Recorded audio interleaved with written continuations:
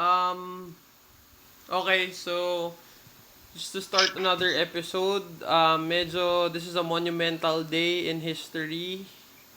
Na-involve si Kobe sa aksidente. By the time we play this, malamang several days after na. Again, so everybody's sad with Kobe's passing and lahat ng kasama niya sa chopper. Um, so I think Brian, you mentioned earlier you wanna talk about something related to this. Anong topic ngayon naisip mo? O yun.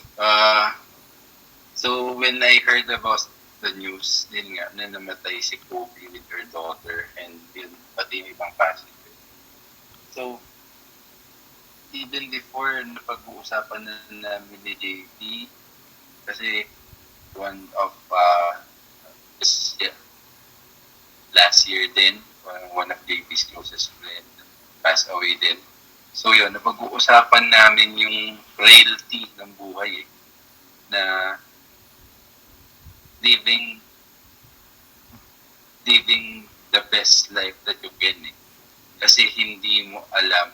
So basically, the topic is making the most out of the life that you have Kasi one thing that is certain about everyone, kay JP, sa akin, and for all the listeners, as long as you have life, certain na may death So, pero ang hindi natin alam is when death is coming. So, ang ano doon is, ang challenge doon or ang purpose doon is, what what should we do with this life, this gift of life that we were given? How do we make the most out of this life? How do we add value? How do we spend it? Or how do we live it the best way that we can? So, Oh, yun yung topic na oo nga eh. Sa akin, personally, itong past few months, have been filled with yung ganito, yung may nawawala. Like last year, nung start and middle of the year, may mga namatay na mga acquaintances ko.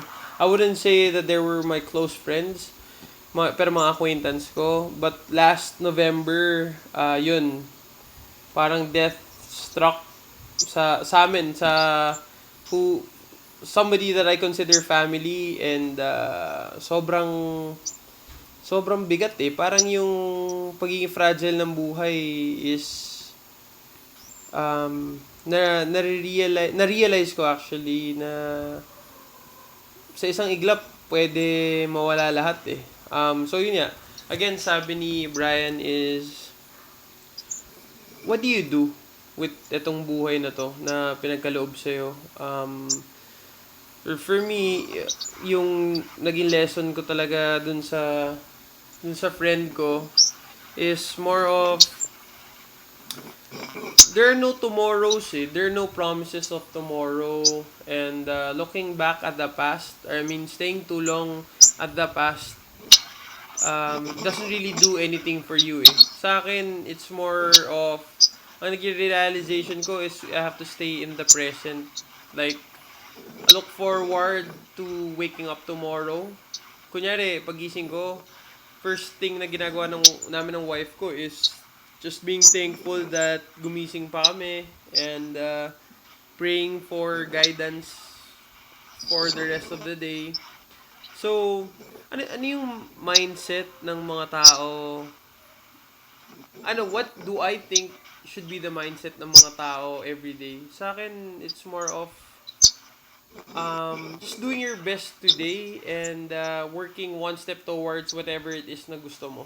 Pero not looking too far ahead na parang ang tinitingnan mo na lang parati is preparing for the future, or alam mo yun, like 10 years from now, because nobody knows if you really have 10 years, right? So, ang importante is yung day-to-day na work, yung day-to-day na progress mo. Just one step at a time, one activity at a time, then just be thankful at the end of the day if naabot mo yung end of the day. Mm. I do agree, na yung sinabi mo about gratitude eh. Yun pa lang eh. Akin, I do believe na pag inumpisahan natin yung araw natin with that mindset or with that action or that act of gratitude, just being thankful na gising ka. Actually, yun nga eh. Pwedeng hindi ka na magising eh.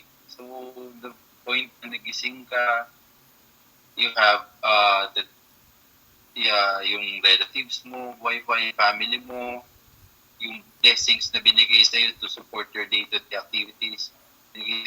That's a good way to start the day. Eh.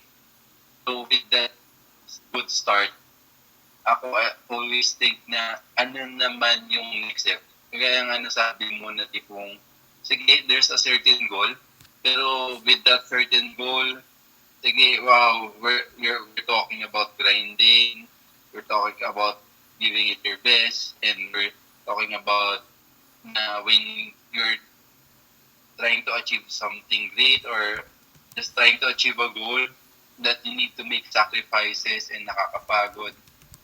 And pero that it doesn't necessarily mean na hindi mo na-enjoy yung moment. Eh.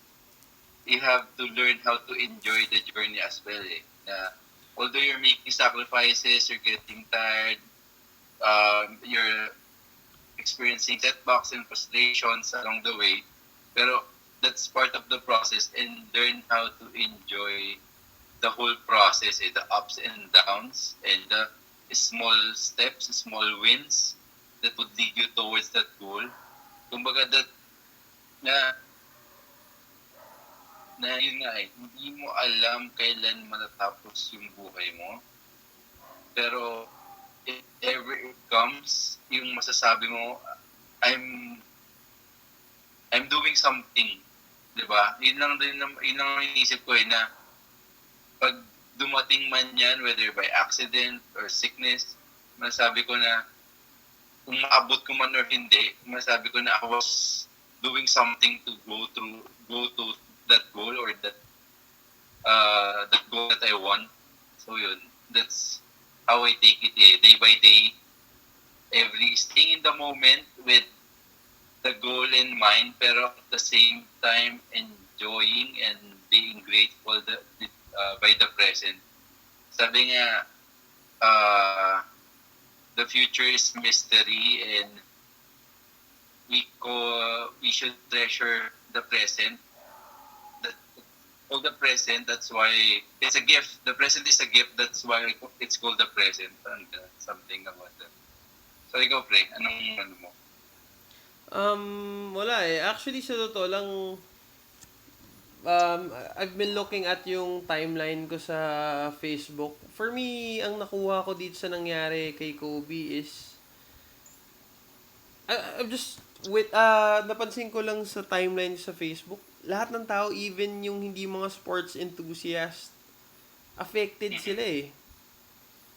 And it wasn't really about kung ano yung accomplishments ni Kobe or kung ano yung ilan championship na panalo niya, gano'ng karaming points kinor niya. It wasn't about that eh. Yung parang legacy niya.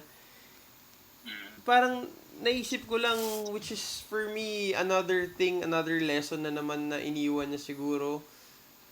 Yung Kobe na name, it's not really about like all the accolades eh.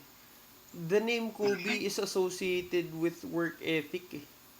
It's also associated with some type of obsession dun sa kung ano man ginagawa mo.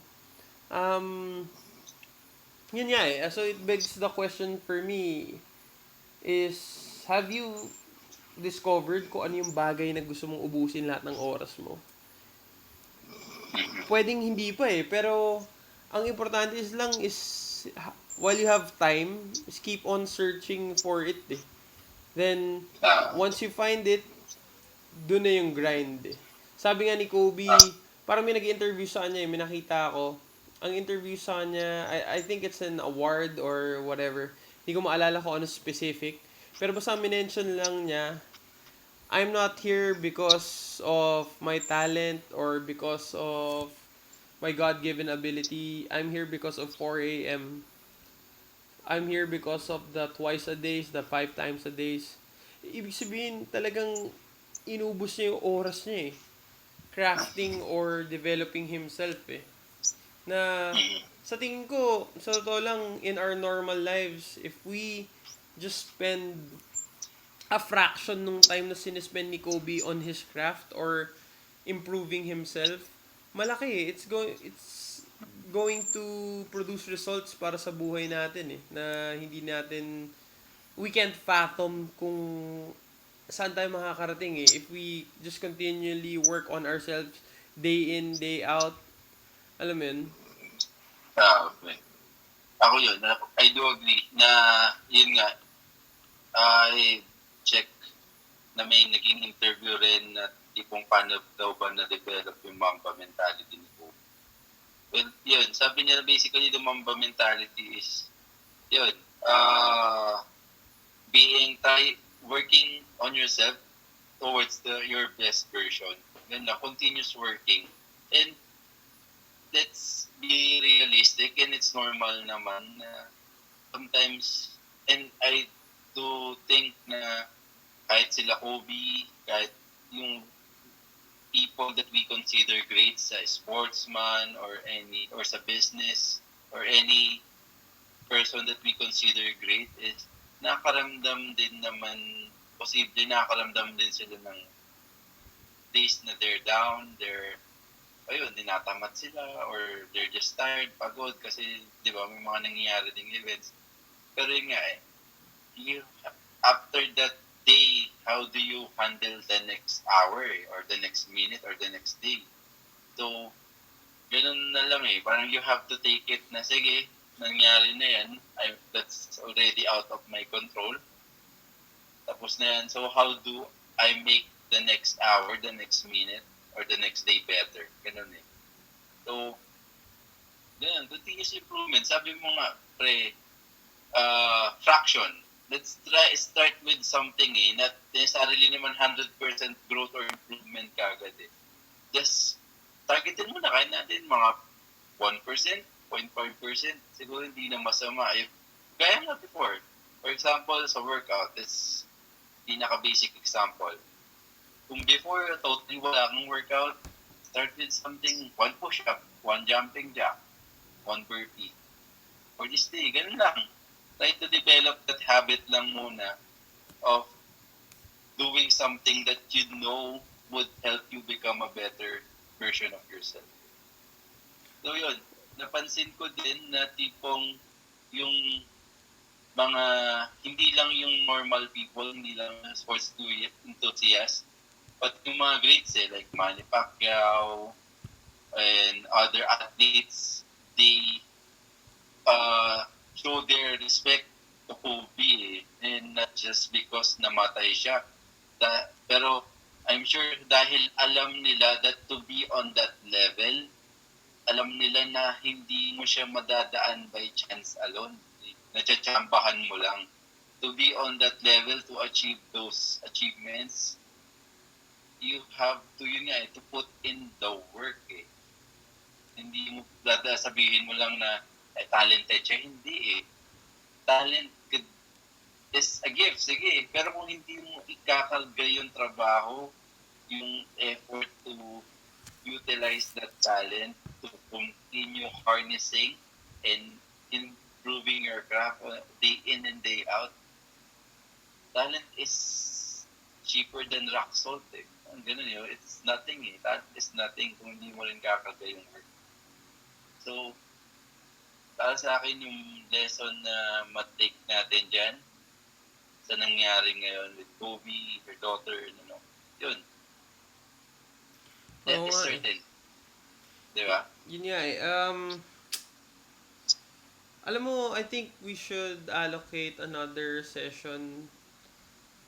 Parang may naisip akong topic eh. It's more of, paano ba mas madali tanggapin na limited yung time natin dito? Ano yung concrete steps na pwede natin gawin? I think pwede natin i-next yan eh. Kasi meron akong feeling may mga bagay na pwede kang gawin para kung sakali mamatay ka mamaya or sudden death, alam mo yun, Ah, parang kaya mo tanggapin eh.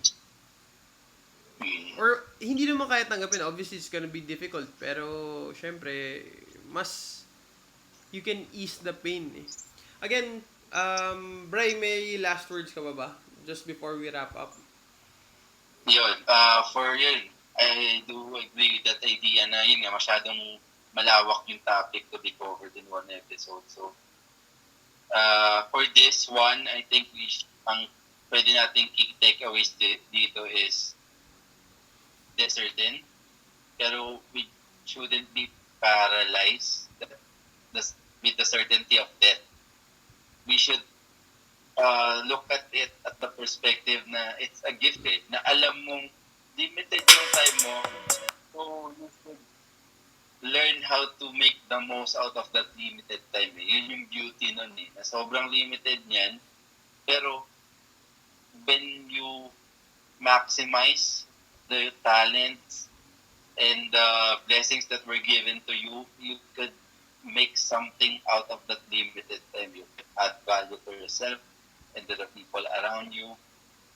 And yun, leave a legacy if you want to, or kahit yun na lang eh, sa'yo na lang or sa family mo eh. Doesn't necessarily be na superstar ka or ano eh. All those things are just plus eh. Pero yun na lang, the point na from the state na nag-umpisa ka until to that death, you went to a better state eh. Yun na lang sa akin ko eh. Ikaw, anong last words pa? Um, Again, for me, ang weird eh. Sa akin, actually, it's more of naging motivation eh. Itong kay Kobe, mahirap kasi it's really hard to get over it eh. Dahil ako, lumaki ako as parang basketball fan eh. Since bata.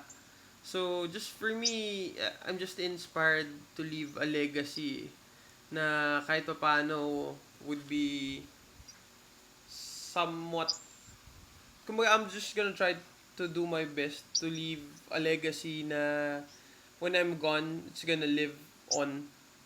Yun yung parang last na kukunin ko lesson from dito kay Kobe. Kasi parang amazed ako eh kung ano yung effect niya sa mundo eh. Isipin Mm-hmm. mo yung simpleng bagay na nag-basketball ako, pero naging epekto niya sa mundo, generation eh. Kumbaga generational figure siya eh. Mm-hmm. Ibang klase eh. Pero niya, syempre, um, ginawa niya yan, isipin mo sa pagdidribble ng bola, sa pag-shoot ng isang bola sa ring. So, no matter how small yung ginagawa natin, if we just put in yung totoong work, if we put in the passion, hindi natin alam eh, saan tayo pwede makarating. Again, yun, for me muna, medyo hirap ako i-digest pa tong OB eh. Pero, again guys, we just wanna thank everybody for listening and we'll come up with some other episodes. Bye-bye. Thank you. Keep on sharing. Thank you. Bye-bye. Bye-bye.